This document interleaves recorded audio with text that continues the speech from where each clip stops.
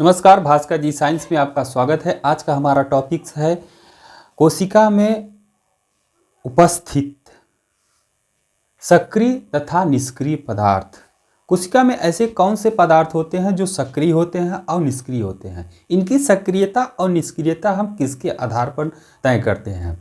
कोशिका में सक्रिय और निष्क्रिय पदार्थ की जो आधार होता है वह होता है उपापचय। उपापचय जो होता है दो प्रकार का होता है, एक को कहते हैं एनाबोलिज्म, एक को कहते हैं कैटाबोलिज्म। उपापचय यानी कि मेटाबॉलिज्म जो होता है, यही मेटाबॉलिज्म निर्धारित करता है कि कौन सी कोशिका में फोटोसिंथेसिस हो रहा है और कौन सी कोशिका में रेस्पायरेशन हो रहा है। और इन्हीं के आधार पर हम यह सिद्ध करते हैं कि उपापचय सक्रिय कोशिकांग या उपापचयी निष्क्रिय पदार्थ। तो आइए सबसे पहले हम थोड़ा उपापचय की तरफ यानी कि मेटाबॉलिज्म की तरफ ध्यान देते हैं।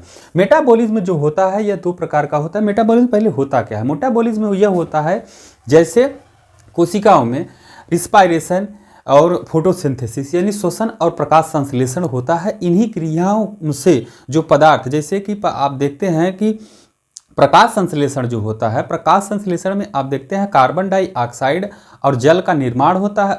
जल ले करके ये प्रकाश की ऊर्जा को यानी सूर्य के प्रकाश की ऊर्जा को ये संग्रहित करके यह ग्लूकोज यानी कार्बोहाइड्रेट को यह संग्रहित करता है और ऑक्सीजन को छोड़ता है। यह हो गया आपका प्रकाश संश्लेषण। यही अभिक्रिया जो होती है यह मेटाबॉलिज्म के अंतर्गत आती है।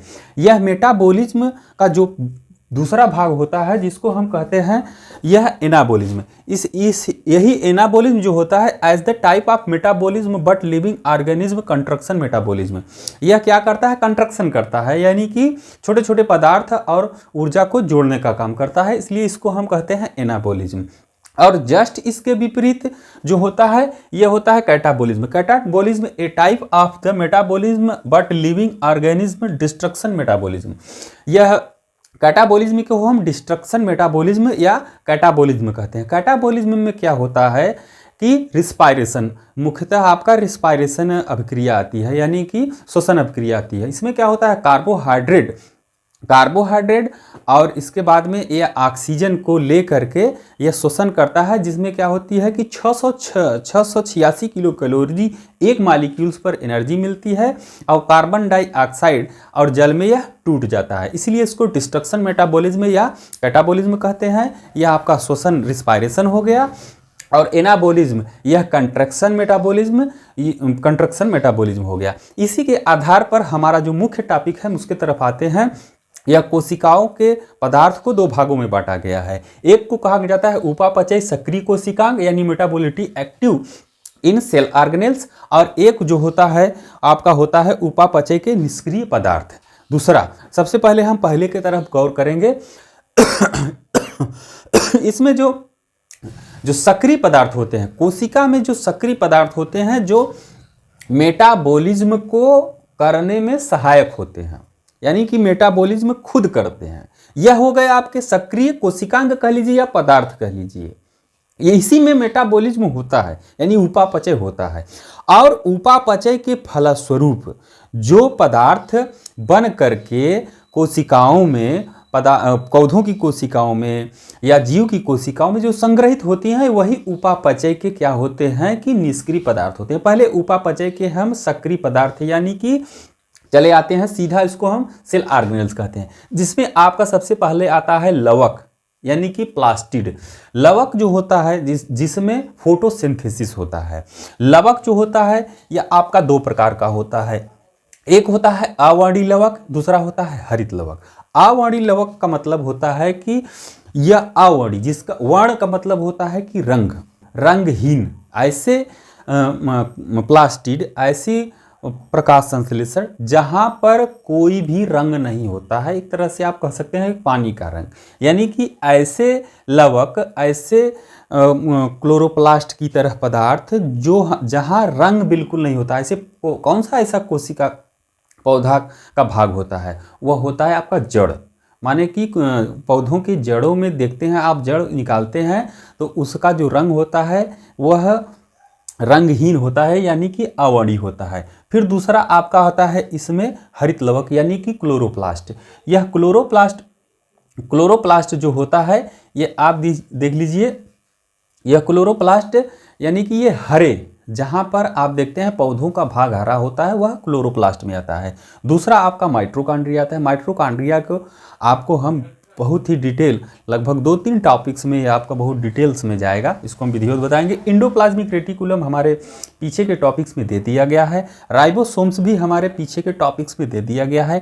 गाल्जी कॉम्प्लेक्स को भी हमारे पीछे के टॉपिक्स में दे दिया गया है। सेंट्रोसोम को भी दिया गया है। फ्लैजिलम सिलिया को भी दिया गया है। लाइसोसोम्स, स्पेरोसोम्स, लोमोसोम्स और माइक्रोबॉडीज में 2 आता है, पैराक्सीसोम्स और ग्लाइऑक्सीसोम्स।